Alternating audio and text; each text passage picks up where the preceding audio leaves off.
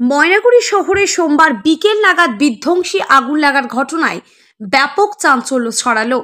এদিন বিকেল নাগাদ একটি পাটের গোডাউনে এই আগুন লাগার ঘটনা ঘটে। গোডাউন লাগোয়া অনেক দোকান এবং একটি রাষ্ট্রায়ত্ত ব্যাংক রয়েছে। যে কোনো সময় বড় দুর্ঘটনা ঘটে যাওয়ার আশঙ্কা রয়েছে। তবে ঘটনাটি ঘটার পরে ঘটনাস্থলে ছুটে আসে দমকলের 3টি ইঞ্জিন। এখনো আগুন নিয়ন্ত্রণের চেষ্টা চলছে। তবে কী কারণে আগুন লাগার ঘটনা ঘটেছে তা এখনো স্পষ্ট নয়।